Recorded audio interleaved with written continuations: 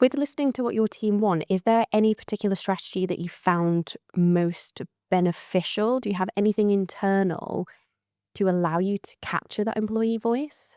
So people use different tools to kind of listen to the teams, but from engagement surveys to pulse surveys to listen to people, you're having informal chats in the kitchen, that will inform you what people crave, right?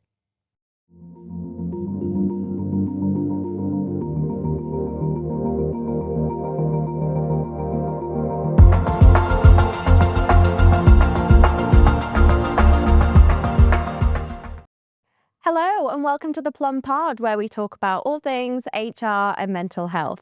I'm your host, Georgia, and founder of Access HR.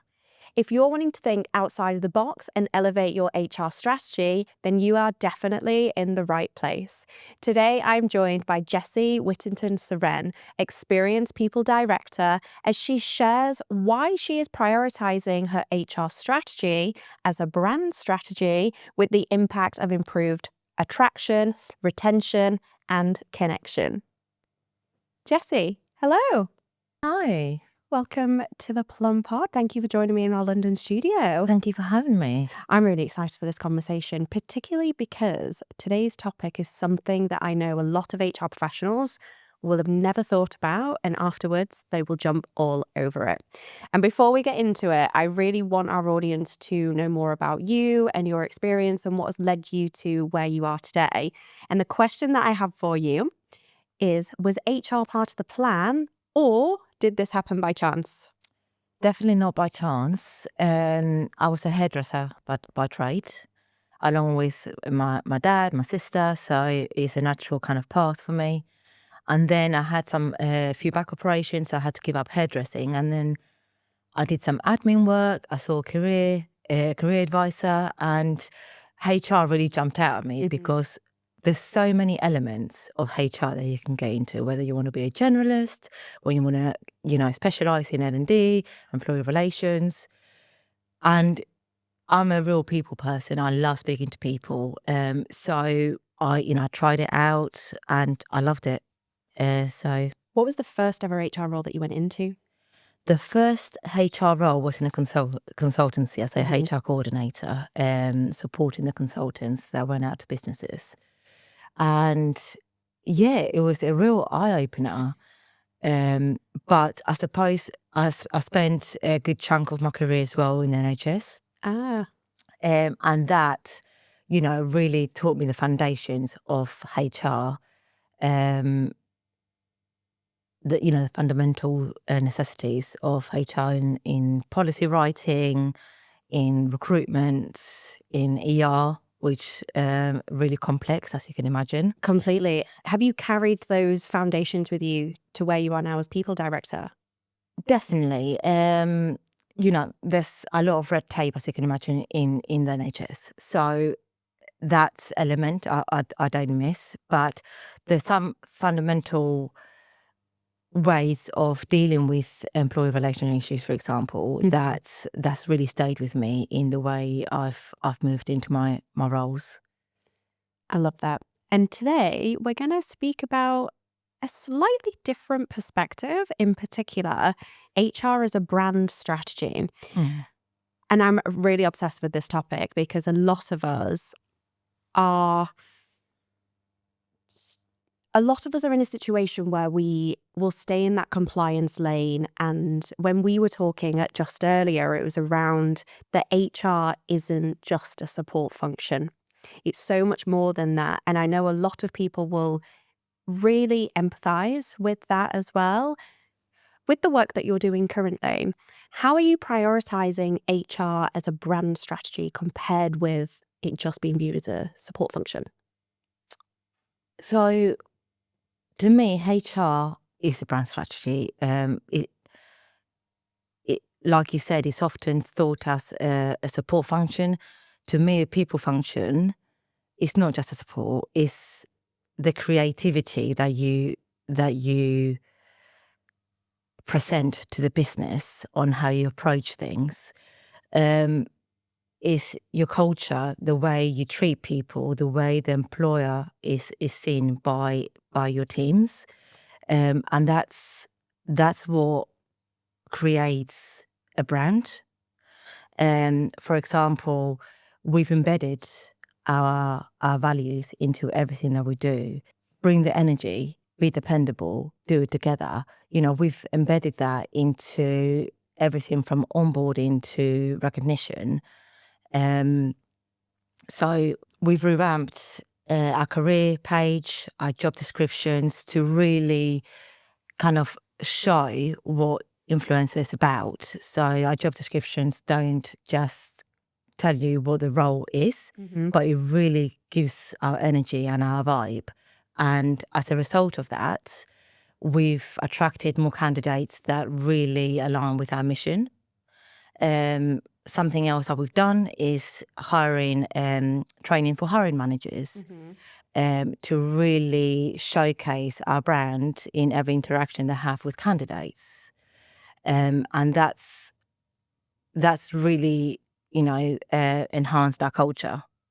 Which is really interesting to hear, actually, that by activating the brand side and really prioritizing that, you've seen an improvement in attraction, improvement in retention, and I can assume, correct me if I'm wrong, an improvement in the engagement as well with your current team, because those values that you've got are lived through every touch point of the employee experience.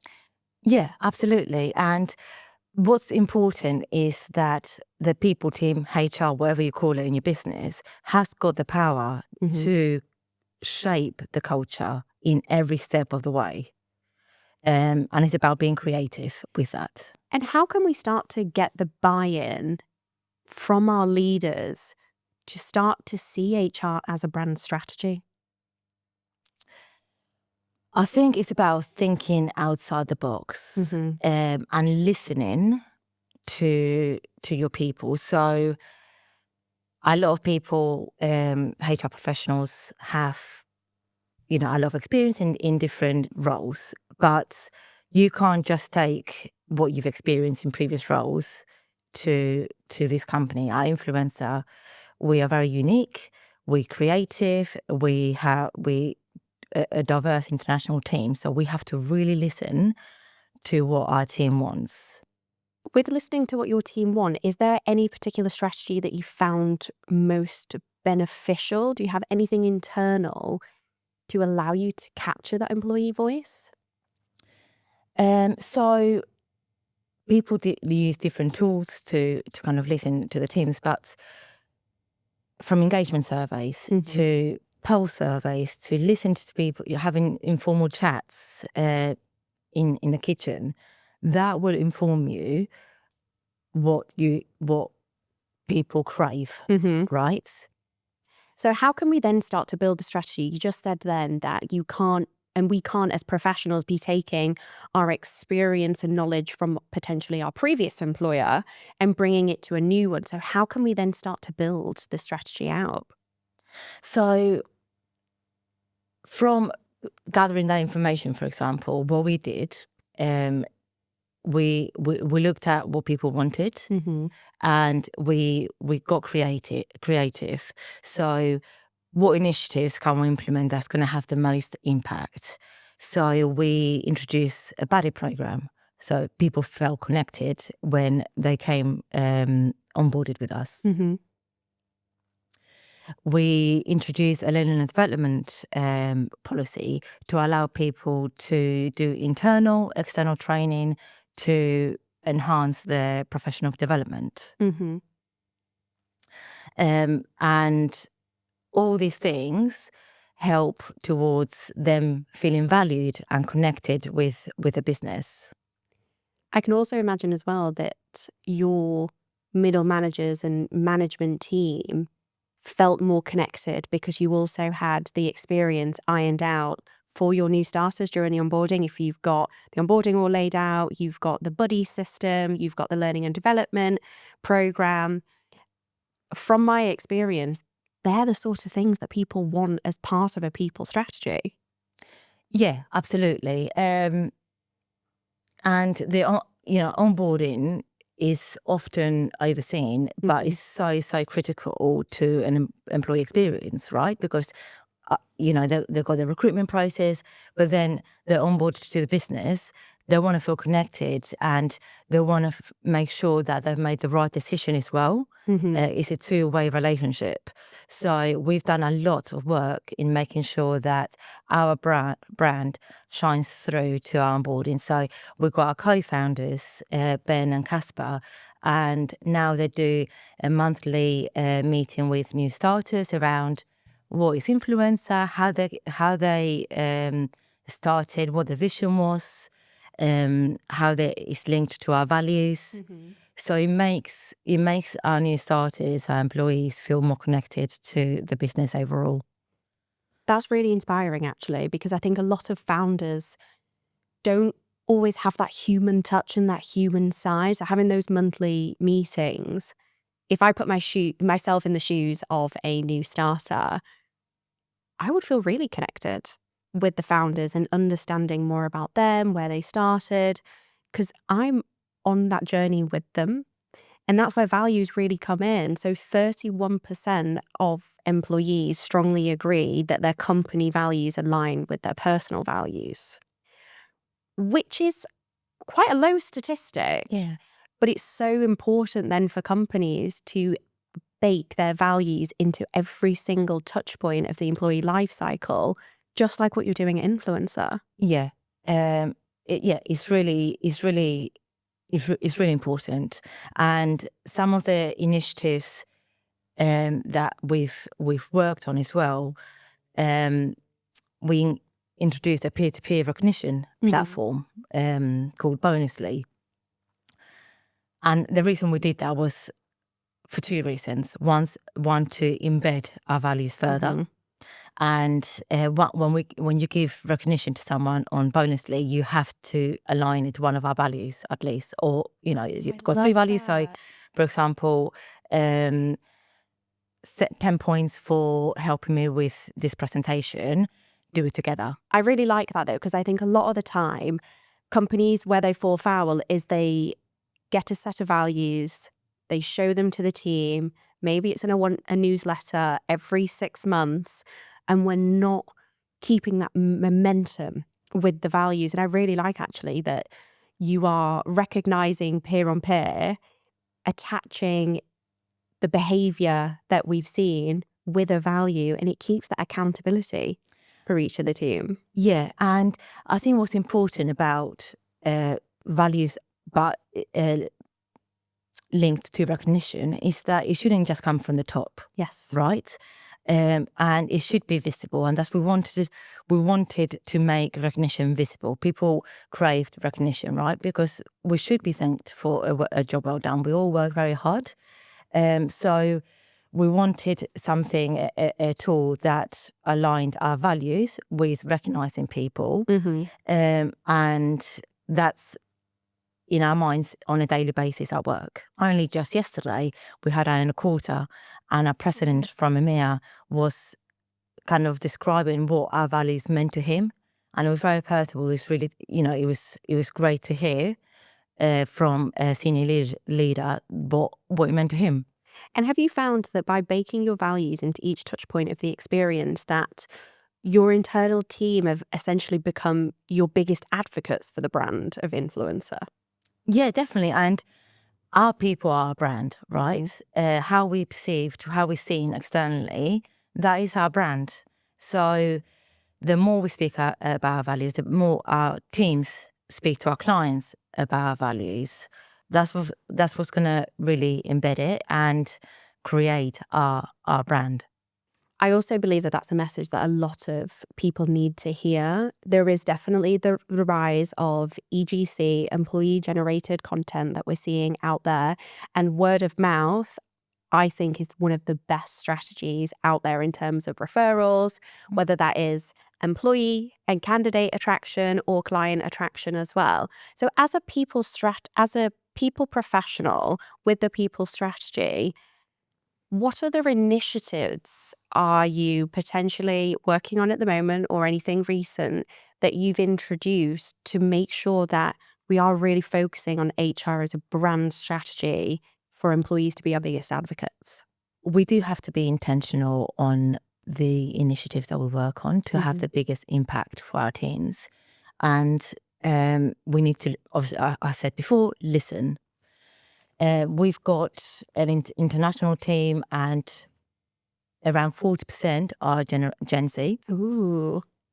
What they value in the workplace is outside of the traditional values. So they want purpose, they want flexibility. So what can we do to kind of implement that in the workplace? So what we did, for example, is introduced the work from anywhere policy, which allowed our teams to work anywhere they wanted for up to 4 weeks a year. And that allowed flexibility. What we also did was enhanced our private healthcare to include mental health support. And we gave a day off for mental health day to all our teams. You know, that those are the things that they really value. How did those ideas come about? Mental health is a big topic, right? It wasn't 10 years ago. Now it's a key topic. And from surveys, from speaking to people, you know, I sound like a broken record, but that's listening, knowing your teams. Yeah. That's so important in a people team. It's not all about having the, you know, policies. Yeah. It's about having those initiatives that is going to want them to stay with you. We also trained our managers to be first aiders, mental health first aiders. So things like that really make us stand out from the other agencies. And it sounds as well like you're being really intentional with the strategies and solutions that you're putting in place, but also that you're having a real human first and a people first approach by listening to authentically what your people want, rather than going in with a perception of a one size fits all that will just fit and cross your fingers and hope for the best. You're getting feedback and active feedback from your people. And that's one of the best ways that we can be more proactive, definitely not reactive, as an HR function. Yeah, I mean, if you're reactive, that's how you're going to stay as a support function. Okay, you're not going to have a seat at the table to create that brand. You need to be reactive, be creative, think outside the box. That's what's going to make you stand out. And we're all humans. We need to be human in our approach. How can we start to think outside of the box? You said just then around we need to start and be more creative. We need to think outside of the box. What is a small step that we could take today to do that? Not everyone is creative, right? You go to seminars, you read articles about how people have done things, and you think, okay, how can I pivot that from a HR perspective? And working in a creative agency, you hear people talking all the time, and you think, wow, okay, yeah, that's a good idea. Let's talk to the people team about this and how we can maybe think of an initiative to make this work. I've done that personally myself. I was in a very similar position in my career where I was stuck in that compliance lane. I was being a pure support function. And when I went to events outside of the HR ecosystem and the people landscape and started to collaborate with other stakeholders, marketing being one of them, that really opened my eyes to how we can, just like what you said then, how we can take the practices, what other functions are doing, and apply that through an HR lens. We no longer just need to do what we've been doing for however many years. We can start to be more creative. And I do personally take a lot of inspiration from the marketing sector with the creative HR work that I do. And I can only imagine, as well, being agency based, that happens quite a lot for yourself. 100%, yeah. And getting inspiration from other people Yeah. is important. And like you said, one size does not fit all. Going to events is an amazing inspiration. And I think it's what I like is that we have different regions. So something that works in the UK may not work in the US, you know, may not work in Dubai or Saudi. So it's really exciting and challenging as well, but to make sure that we are implementing things that are going to work for all, or implement different things for different regions as well, because sometimes that's what needs to happen, because they have different ways of working. But yeah, I think it's exciting working in an agency that you have so much autonomy to run with ideas and not just be stuck in the traditional ways of working in HR. The fact that you have diverse and international teams is also a strategic advantage, I would say, because you're then able to get such diverse perspective for how you continue to build HR as a brand strategy. Our ethnically diverse population's grown 11% in a year. And that's, we've worked hard, we've hired intentionally, you know, everything that we've implemented has the diverse kind of diversity in mind. Yes. You know, and it's amazing to see the diversity in the office, in video calls, people's different ways of thinking, that they can be themselves at work. And that's so important.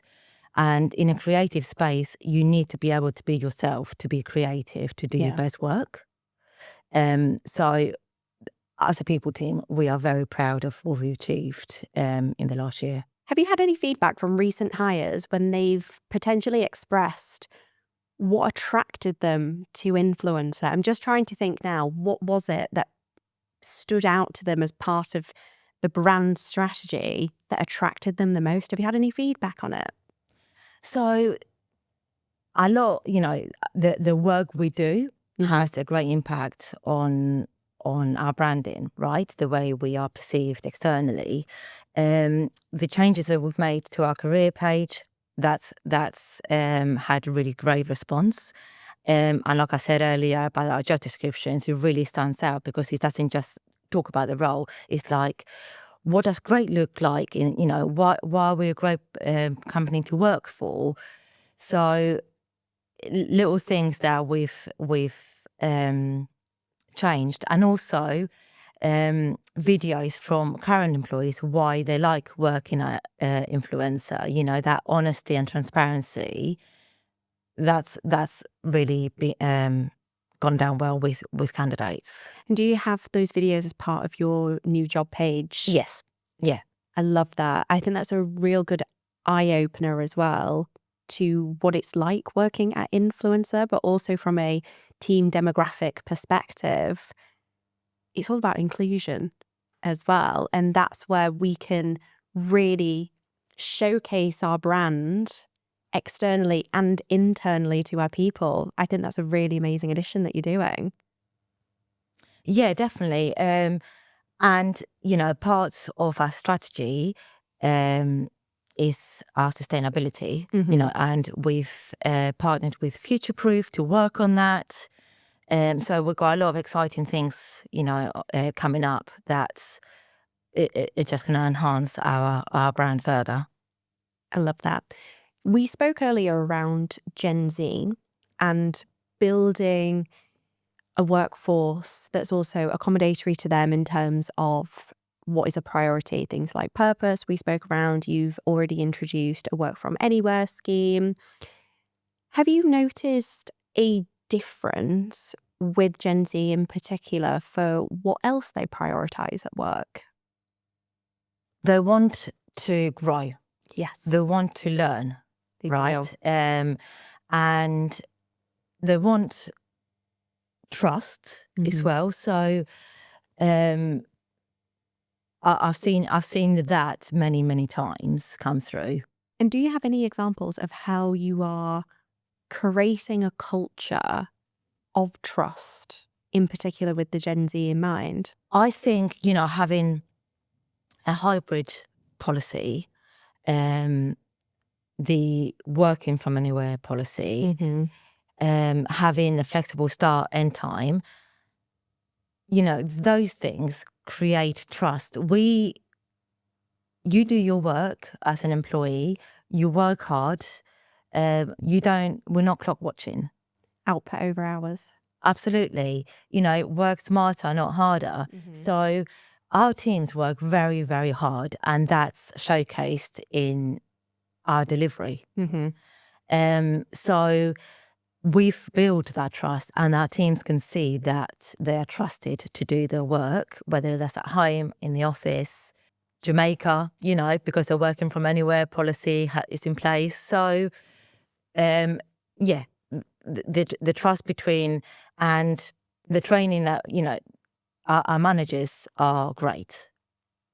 And they have great relationships with their teams. So that goes a long way as well. Having good managers that really know the team, they trust their teams, and they know they're doing their best work.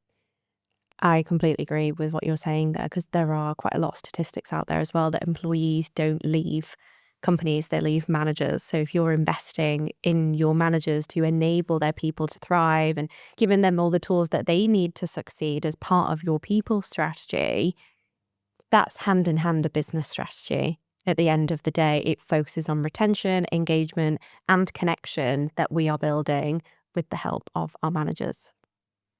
Definitely. We need to look after our managers, because it's a hard job being a manager, supporting their teams. And influencer is very fast paced, but it's very rewarding working there. And that kind of shines through in the way that teams speak about the agency.